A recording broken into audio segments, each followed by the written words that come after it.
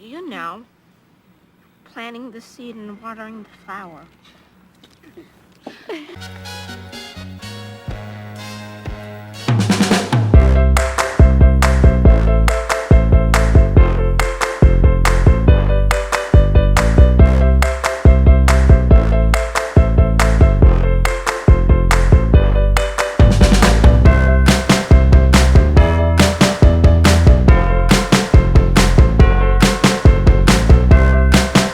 Or scrolling your feed and everything is pink. Not just any pink, but that pink. Soft, dreamy, bubblegum coated and drenched in nostalgia. You're seeing ballet flats, bows, blush, and strawberry motifs, and perfumes that promise to bottle your inner child. It's not just a trend, it's a tidal wave. But here's the question. Why are we romanticizing girlhood at a time when women have more autonomy than ever? Welcome to the era of the girlhood aesthetic, a carefully curated fantasy that has taken over TikTok, Instagram, fashion, beauty, and even how we talk about empowerment. It's delicate, it's nostalgic, it's marketable, and it's everywhere. But beneath all the soft filters and heart-shaped accessories lies something deeper, a billion-dollar ecosystem that turns femininity into a product. In this video, we're unpacking the truth behind the aesthetic that feels innocent on the surface, but reveals a complicated intersection of nostalgia, capitalism, and feminism when you look a little closer. We'll ask, who is this aesthetic really serving? How did we go from Riot Grrrl's feminist rage to Glossier's pastel branding? Why is society suddenly so comfortable with infantilizing adult women? And most importantly, is girlhood empowering us or just selling us a prettier cage? Let's unravel the girlhood industrial complex and see what happens when empowerment gets dipped in glitter and sold in a limited edition gift set.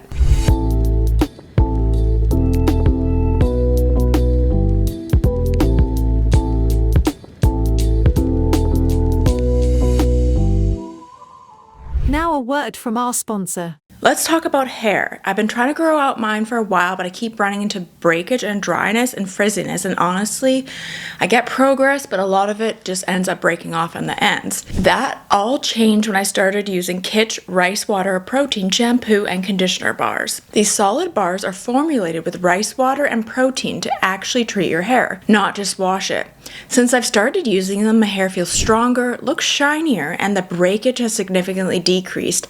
I've also noticed way less frizz. Like I didn't have to put any serum in my hair, and it's just super smooth and shiny and easy to comb out when I get out of the shower. They're designed to help repair damaged follicles, encourage healthy growth, and rebalance overly moisturized strands. I've also noticed a big improvement in my texture. My hair feels smoother and looks more full. Plus, they're completely free of sulfates, silicones, parabens, and phthalates, so it's clean, effective hair care you can feel good about. And we can talk about how eco-friendly they are. These solid bars help reduce single-use plastic, and the Kitsch Shower Caddy is a total game changer. It keeps your bars dry and your shower clutter-free. The lather is rich and luxurious, way more than I expected from a bar of shampoo. If you're trying to grow your hair or just want it to feel stronger and healthier, I really recommend trying these out.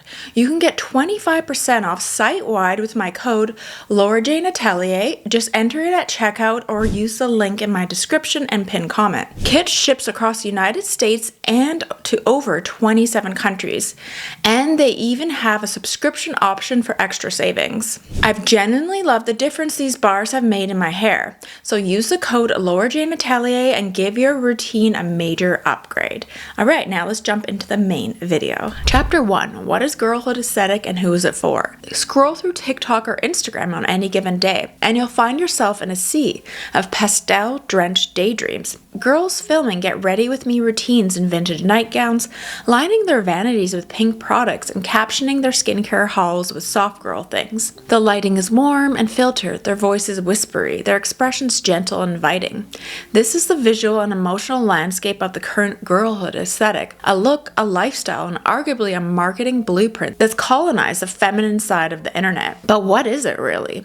Girlhood in this context isn't defined by actual age or life stage. It's not about being a child or even a teenager. Instead, it's a stylized version of what we remember or wish girlhood had been. It's built on a mix of aspirational femininity and nostalgic yearning. Think puff sleeves, ballet flats, oversized bows, vintage charm bracelets, and sparkly body mists that smell like strawberry shortcake and first crushes. You'll see nods to early 2000s pop culture, Lisa Frank stickers, Bratz dolls, Polly Pocket aesthetics, often used ironically but always emotionally. It manifests in trends like ballet core, where women dress like off-duty ballerinas in wrap sweaters and soft slippers, or Vanilla Girl, a more minimalistic version of the aesthetic marketed by creamy tones, glossy lips, and an effortless beauty that surprise isn't actually effortless. Then there's the Clean Girl, which hinges on looking polished and low maintenance in a way that requires a very specific kind of privilege: time, money, and access to trendy wellness tools. These are all subgenres of the same central fantasy: being delicate, pretty, and in control while appearing completely unbothered. At first glance, it may seem harmless and fun, a rejection of aggressive beauty trends and a return to softness in an often chaotic, overstimulating world. But dig a little deeper, and the pattern reveals something more strategic. Girlhood has become a brand. It's no longer just a stage of life. It's an aesthetic product that you buy into. This isn't about who you are. It's about what you can look like. And for many, that means consuming an entire lifestyle built around highly specific, highly commodified femininity. The aesthetic sells a feeling of being precious, adored, taken care of, emotionally safe. In a world that often demands so much from women: independence, hustle, resilience. The appeal of returning to childlike sense of ease and simplicity is understandable. But this escape into nostalgia is rarely free. It's fueled by consumerism.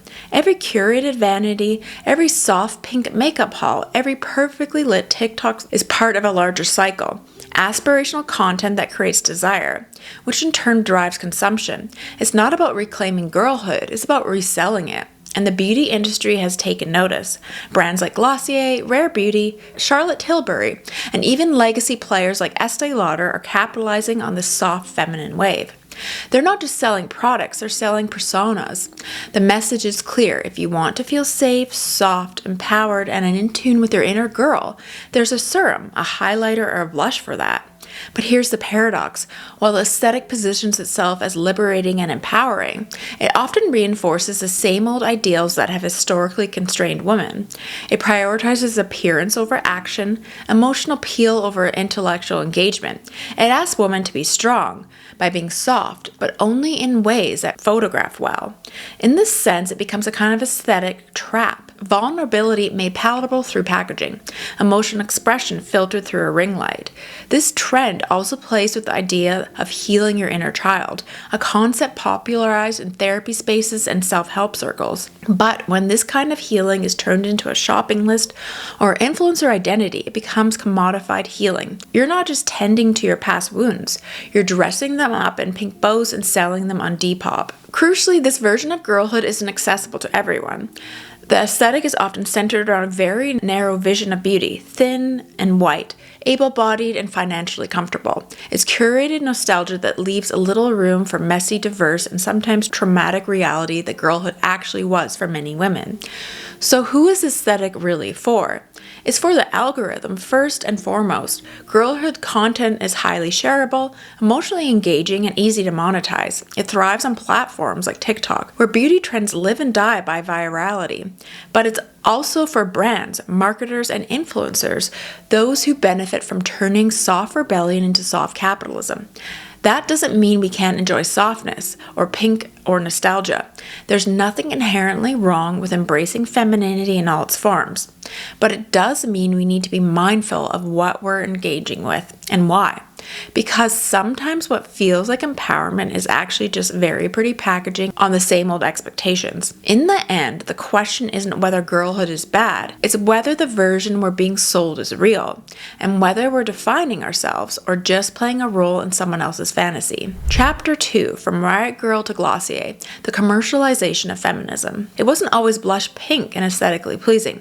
Feminism, especially in its third wave, era in the 1990s was raw, gritty, and unapologetically confrontational. The Riot Grrrl movement, born from the punk scene of Olympia, Washington and Washington, D.C., was never meant to be pretty. It was loud, messy, and fiercely DIY. Its ethos centered around reclaiming space for women in male-dominated spheres, particularly in music, art, and politics. Riot Grrrl was a direct reaction to the silencing and objectification of women.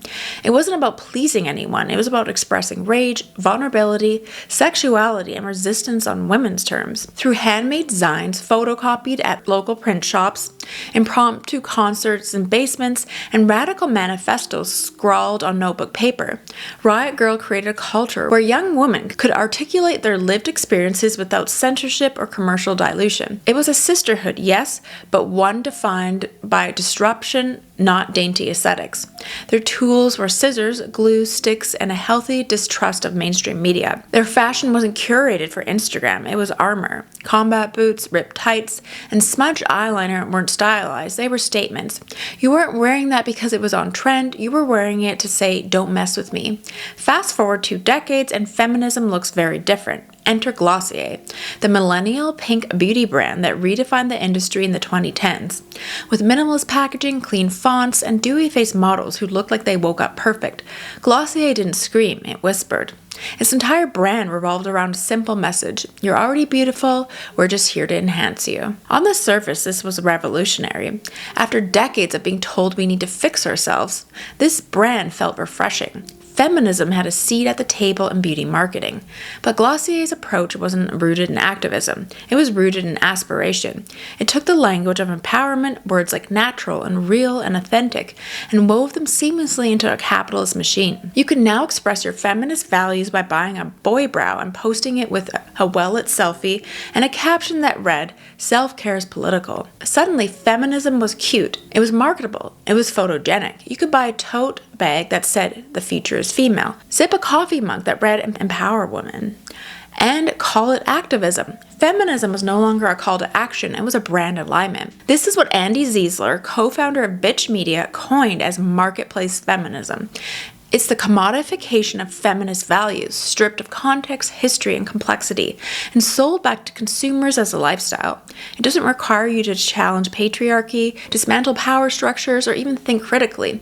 It just asks you to shop, to subscribe, to align yourself with a version of feminism that's sleek, apolitical, and completely safe for brands. This wasn't a glitch in the system, it was the system.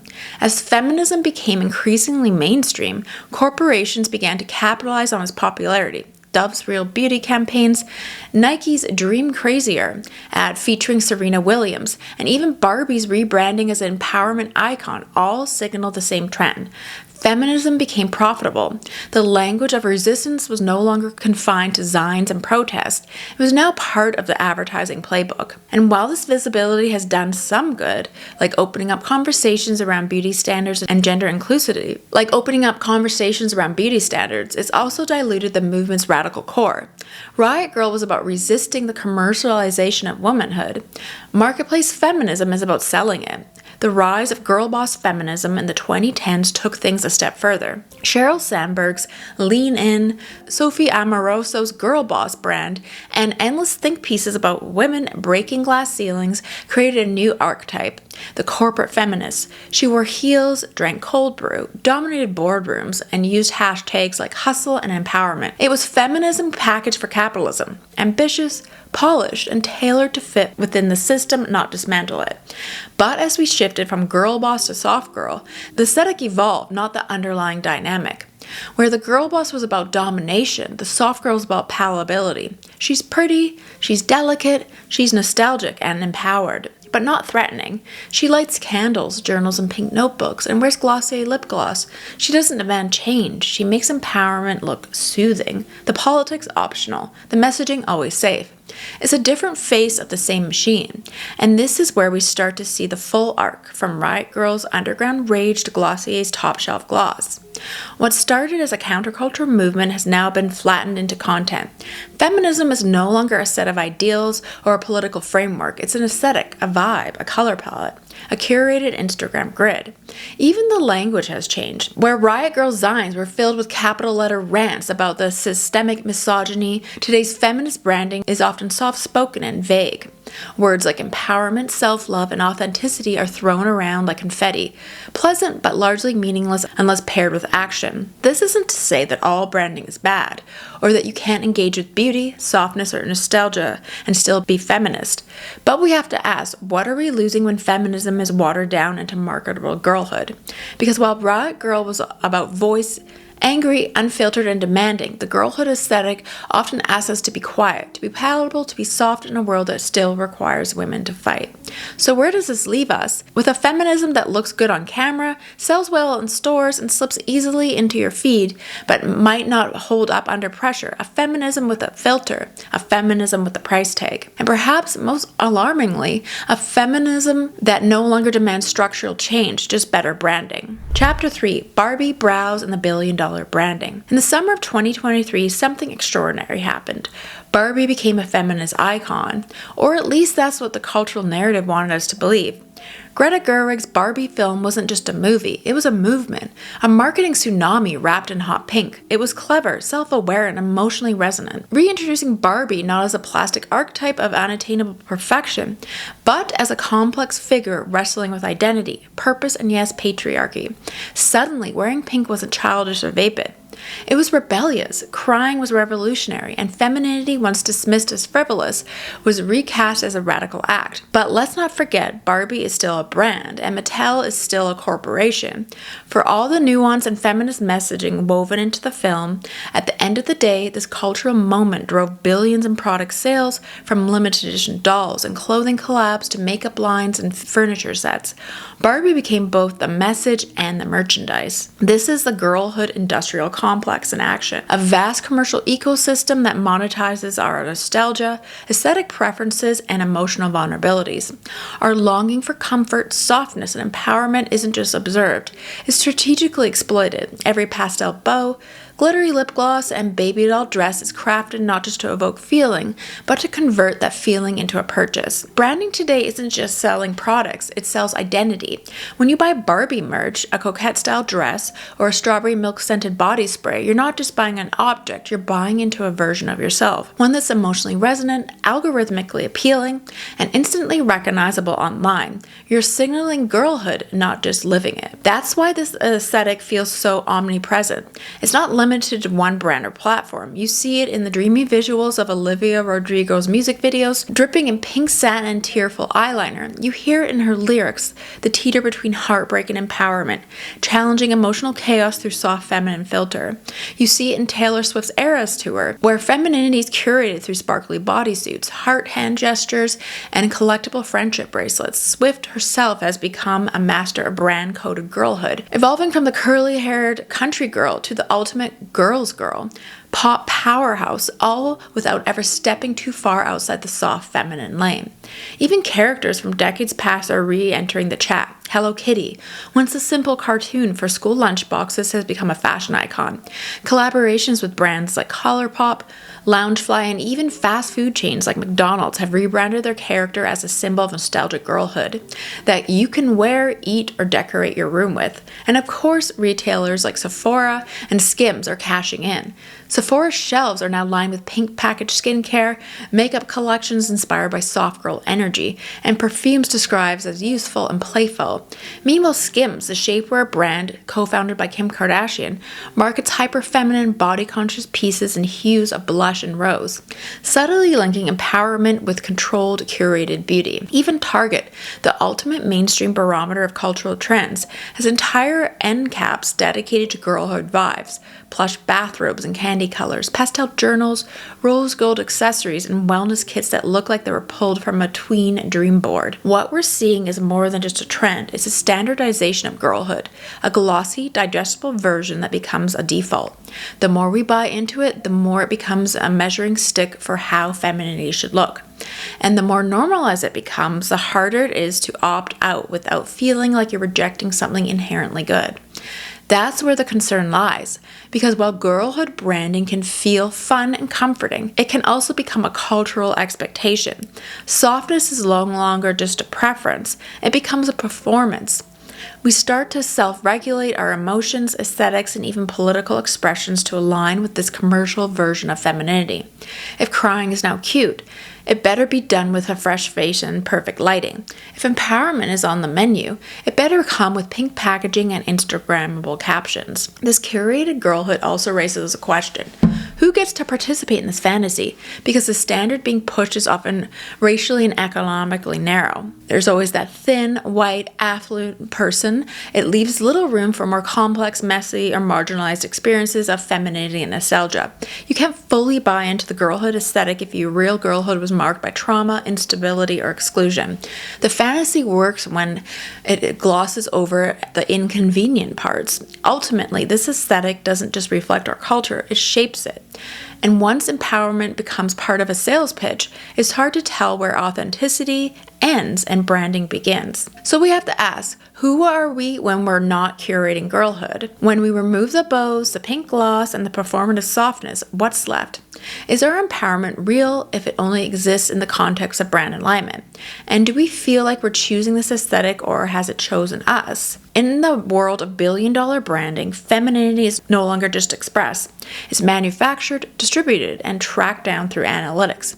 Barbie may now cry, feel lost, and rebel against the patriarchy, but she's still plastic, she's still pretty, and still perfectly packaged. And if we're not careful, so are we. Chapter 4, why are we infantilizing women again? There's a fine and often uncomfortable line between celebrating femininity and infantilizing adult women.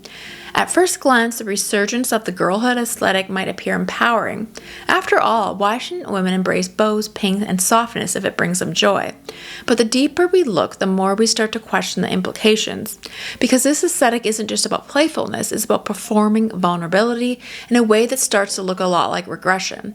Girlhood, as it's currently marketed, is rooted in the complex, messy, coming-of-age experience that most of us remember.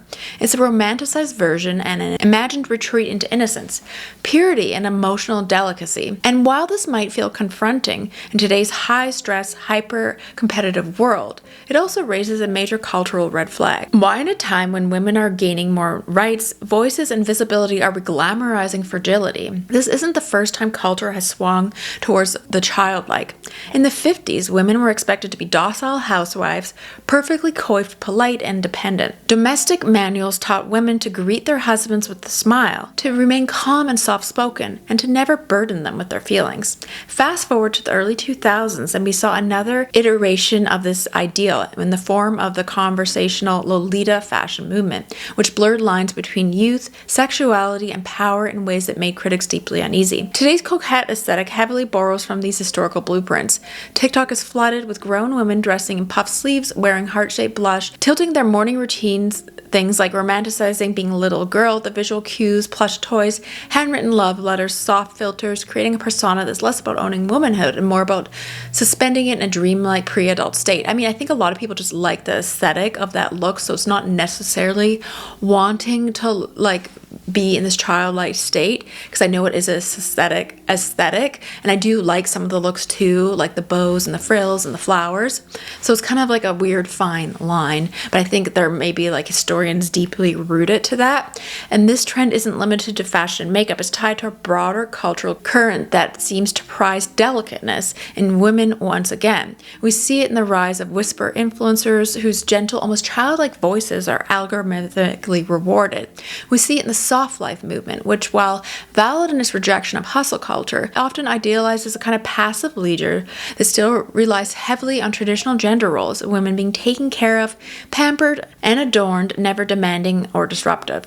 And while softness can be a radical act, especially in a society that has historically punished women for being emotional, not all softness is subversive. Sometimes it's a performance of submission, a retreat from responsibility, a way to be accepted, validated, and desired inspired in a world that still struggles to embrace women's power without conditions. And what's even more concerning is how this ideal is framed as choice. We're told that embracing girlhood is about reclaiming lost innocence, healing our inner child, or resisting corporate grind culture. But how much of this choice is truly ours, and how much is it being shaped by the algorithm? Platforms like TikTok and Instagram reward certain aesthetics. The more content that fits a recognizable template, soft, feminine, and non-threatening, the more it gets pushed to the front of the feed. This creates a digital feedback loop. We all see the soft girl aesthetic succeed, so we emulate it. Not necessarily because it reflects who we are, but because it allows us to be seen. It promises visibility, relatability, and social currency. And let's be honest, visibility matters. In a digital economy, being seen is power. But when that visibility comes at the cost of complexity, when it requires us to appear fragile, small, or regress, we have to ask, what kind of power is that really? And some critics argue that this aesthetic encourages passivity under the guise of femininity, that it quietly reinforces outdated ideals, that women should be pleasing, delicate, and ultimately dependent. It becomes a form of aesthetic submission masked in liberation. We may not be told to stay quiet, but the aesthetic heavily rewards those who do. Lana Del Rey's music videos offer a clear example of the tension. Her lyrics are often a blend of feminine yearning with dependency, while her visuals depict her fragile, beautiful, and always on the verge of ruin. She's become an icon of aestheticized sadness, a woman undone by her emotions in a way that's hauntingly pretty. And this model of femininity is everywhere, from that girl wellness routines to TikTok romanticizing heartbreak and loneliness with perfectly curated lighting and music. What's troubling is that this performance of girlhood often excludes real lived girlhood, especially the parts that are angry, awkward, and complicated. It flattens the experience into marketable emotion, and in doing so, it limits our understanding of what femininity can be. And so why are we doing this now? Part of the answer lies in exhaustion. The pressures of modern life, economic uncertainty, constant performance online can make adulthood feel overwhelming, and in that context, retreating into a fantasy of girlhood feels like self-preservation. But while self-care is important, we have to be wary of turning into self-erasure. Femininity doesn't have to be hard or aggressive to be powerful, but it also shouldn't have to be small and passive to be acceptable. If we want to reclaim girlhood, we have to be willing to expand it beyond the soft, focused aesthetic and into the messy, bold, and assertive truths that real girls and women live in every day. The danger of the current trend isn't the bows or the blush, it's the limitations it places on our growth. Because when being seen depends on appearing small, we may find ourselves shrinking in ways that go far deeper than style. Chapter 5, is nostalgia empowering or regressive? Let's be honest, girlhood was not a universally magic experience. For many, it was a time of confusion, restriction, insecurity, and struggle. Whether it was navigating puberty, dealing with parental expectations, bullying, body image issues, or simply feeling misunderstood, girlhood wasn't always the pastel dream we aestheticize today.